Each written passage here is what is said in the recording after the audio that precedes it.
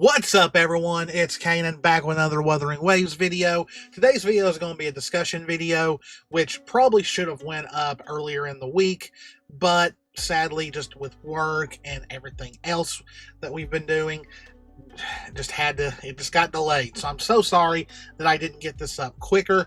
But yeah, a lot has been going on in the WUWA community. Whether it be, people just excited for the second part of 2.7 with Shuyan's banner, and of course the long wait for 2.8, which looks like it's going to be an in-between chapter that's going to set up the story for 3.0. People still talking about whether Lahairoi is either a separate region or if it's part of the new Federation, because for the longest time it was rumored that New Federation was coming next. But there are also rumors that New Federation has been pushed to 4.0, but we still don't know 100%, I don't think. But yeah, there's already thoughts and theories going on about Lahairoi, how it's going to have a little bit more be more of what looks like a modern city and all that. I read that apparently it is in the polar part of Solaris, where it's freezing on top, but inside a large network of caves, a city was built, and inside the caves actually have like a tropical weather system to where they stay warm underneath all the snow and all that, and that it may even have like a desert kind of biome going on. So we don't know 100% sure yet what exactly is going to be happening, not until they release more, but that's just the rumor mill right now. There has been some interesting stuff going on. Now, I know that apparently someone is accusing Kuro of view botting. I don't know anything about view botting. I don't know what goes into it or anything like that, so I'm not going to talk about that. I hope it's not true, but we'll just have to wait and see as that story develops. But we are talking about some drip marketing today, and also an interview where Kuro apparently lets it slip that the mobile version of WUWA is holding the game back, and that's what we're going to cover first before we get to the real fun stuff, which is the drip marketing. And as always, if you enjoy our content, please hit the subscribe button, hit the notification bell, click that like button, leave a comment, all that good stuff. Now, I'm only going to be going over the bullet points of this off Reddit. I'm not going to be reading like the full-on interview. So let's see. So apparently Kuro was at a campus presentation and they were asked a few questions about the game. So here we go. Optimization on mobile is still ongoing. The biggest issue right now is memory usage. At the same time, the PC version keeps adding new features to improve quality. So it's hard to solve this problem in the short term. So yes, it looks like memory usage is the culprit in this. Now, I've really never understood how some of these phones can run certain games. I never understood how a phone could run Genshin, let alone Wuthering Waves. And personally, I wouldn't be able to play a game like this on the phone. I just wouldn't be able to. But the PC version keeps on growing with all these new features, like all the graphical upgrades they've done. I could have sworn they said something about maybe they might be able to bring those to the console version, but that's probably a ways away. Now here's where things get interesting, because what was one of the biggest gripes everyone had about 2.7 for the finale, and that was the lip sync issue. Well, now we know why. The cutscenes in version 2.7 seem to be pre-recorded in-game capture with Chinese voiceover, mainly because having a dozen characters appear together puts too much strain on mobile performance. That's why they used recorded gameplay footage instead, which caused some lip sync mismatches. Now, a lot of people were already wondering that it was it was the Chinese voiceover that was in the game, and that's why the lips didn't match, which is all right. It's fine. But now that we know, it's because the phones would not been able to handle it. It is kind of a shame. Like, I really wish the lip sync issue wasn't there, because it did kind of it was really badly off in a few scenes. It didn't ruin the story or anything like that. Like, 2.7's finale is still being lauded as probably one of the best stories in a gacha game. So yes, so that's why the lip syncing was off. The final battle in 2.7 was originally planned to have all characters appear as AI teammates, just like in version 1.0, including 4C echoes. But due to mobile optimization issues, they had to compromise and simplify it to the current version. So instead of having characters just jump into combat and then jump back out, all of them were going to be on screen. Could you have imagined that? Now, personally, I think it would have been a bit of a mess visually, because it'd be like, okay, I've lost track. What's going on? But that would have been so awesome. Now, I understand, it's a bummer, but they wanted to make it to where mobile players could enjoy it, and enjoy it just as much as PC or console players. And mobile is, from what I remember, still very, very big in Japan. So, well, Japan, China, Korea, it's way bigger there than it is in the States and the Western world, from what I remember. So yeah, that's a really large player base they couldn't really alienate. It takes nearly 400 days to develop a single character in Wuthering Waves. So when someone asked how far along the team was, the devs said you could estimate progress based on that timeline. It takes 400 days for them to develop one character. Now, of course, I'm guessing that includes concept art, coming up with the character, deciding their story, deciding what power they have, and all that. So, I mean, that kind of fits. So there are probably characters that we're not going to see for a number of years that they're already developing. They're considering expanding the ecosystem. Player feedback has been received, and for now, they're testing new ideas through limited time events. Eventually, it may extend into the open world, for example, transforming into an echo. That'll be interesting. The topic of permanent character presence on the map was specifically brought up, suggesting the devs are paying attention to requests for more character interactions or screen time. The original poster wanted to ask if characters could be added to daily missions, but forgot to in the end. So hey, if you want the party members to show up within the world outside of the main story, put this in the feedback. I'm personally going to do it.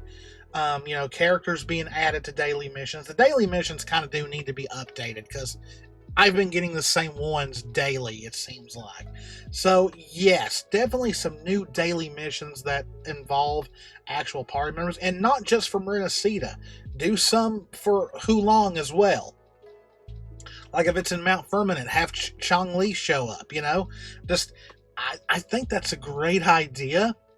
And next time they do a survey, I'm going to include that as one, as to add party members to daily missions, like have them be part of it. So yeah, there you go. So yes, mobile as of right now is kind of being a problem for them, and I'm just wondering, as time goes on, how that's going to affect the game altogether. And I don't think they're going to drop mobile. It's too much of a market that makes a lot of money and probably has a large amount of their fan base. But I don't know. If I'm surprised people's phones didn't already melt with how 2.7 was. But yeah, so that is going to be that part of the video. Now, let's get into some drip marketing. Finally, probably one of the most highly anticipated characters, Chisa, has her drip marketing. Now, personally, I don't fully understand why people are so like crazy for Chisa since we literally know nothing about her. I really think it's just going off her design. You know, dark-haired girl in a schoolgirl outfit. That might be most of it. I don't know.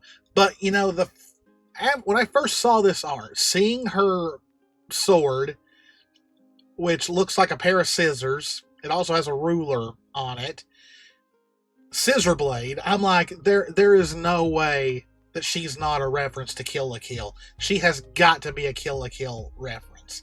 Now, looking at the world around her, it looks like she's on like some kind of construction crane, maybe. But I'm gonna go full screen here with this for a sec. But we've got what looks like a modern setting. We've got a Ferris wheel. We've got construction cranes. We've got all that. We've got all these papers, which I'm guessing is school papers. And what is very, very interesting is this up here. This is what looks like a black hole. And many are theorizing that this is the black hole that we can see from Hulong. So could this area, Laha Roy, be to the west of the port city, the one that got, you know, melted pretty much? So yeah, that it's very, very interesting with what we've got from just a post here. Now, we do have some information that they released with the drip marketing. A quote by Chisa herself: "I will sever this deadlock." Chisa is a conscientious, level-headed student from the Star Torch Academy. So yes, she is a student. To her, everything can be broken down, analyzed, and resolved, with the exception of human bonding. Bonds can be severed, but this fragility is what makes them precious. And what they said more about her is Chisa sees weaknesses in the form of threads. Upon analyzing the structure of an observed target, she identifies and then severs the enemy's weak threads, unraveling their structural integrity, one sharp cut from the scissors in her hands. And they have since then confirmed that she is a Broadblade user and she is a Havoc character. Now there's already, you know,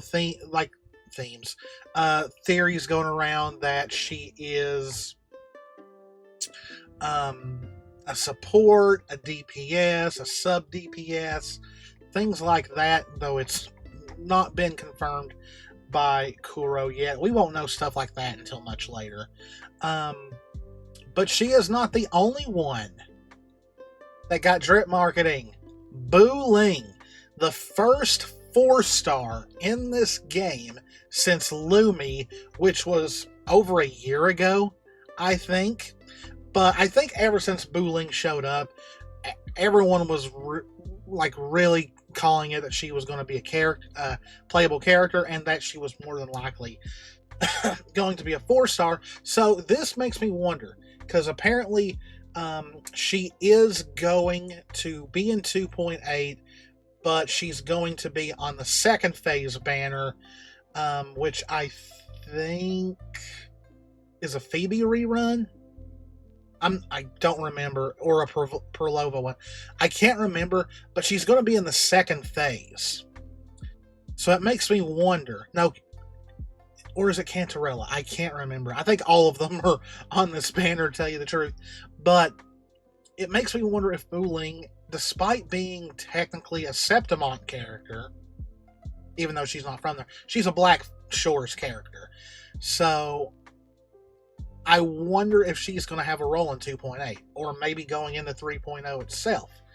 I can't say that for sure, but characters who are even 4-stars that are introduced during a patch, they did it with Yoo-Hoo, they did it with Lumi, they usually have a role in that patch's story. So yeah, looks like we're going to get more Buling. So this is what it says. A quote from Buling: "Exorcism, talisman deviation, fortune telling, you name it, I bling it." Buling is a black shorts consultant known as the Spirit Chaser Taoist who wanders far and wide investigating and sharing the strange and mysterious. She is a master of fortune telling, feng shui, and other arts of deviation.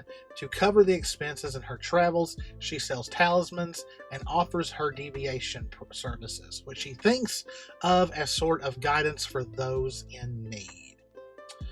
And it says more about Buling. Buling's resonance ability enables her to pick up sounds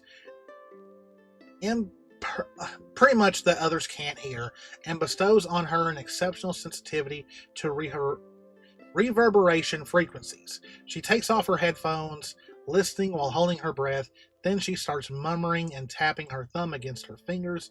In answer, thunder crashes and lightning flashes, and all evils are repelled. And she is a rectifier user, and she is Electro. So there we go. Both Buling and Chisa drip marketing finally happened. Now, also, as part of a collab, apparently the 2 new characters that are going to be in 3.0 have been leaked. We do not know what they look like by default, like in their actual outfits, but there is collab art out there. Sadly, I don't have them saved on my computer right now because I kind of threw this together quickly so I could get it out tonight as I'm recording this. But I will cover those in another video, maybe when we're a little bit closer. Well, no, I won't wait that long. Maybe the next video. Maybe next video I record, I'll cover these characters. But I don't know. There's not a whole lot of info about them yet. But I guess I could theory craft or something like that. But please let me know in the comments if you want me to cover those 2 new characters in 3.0. But this was just a quick little update video about where WUA is at right now. And of course, the drip marketing for Chisa and Buling is very, very exciting. And guys, like, it won't be long now until we'll be gearing up for 3.0. Whole new region, whole new characters, whole new addition to the story. It is sad to say goodbye to Renacita, but who knows? Hopefully the next region is just as impactful as Renacita was.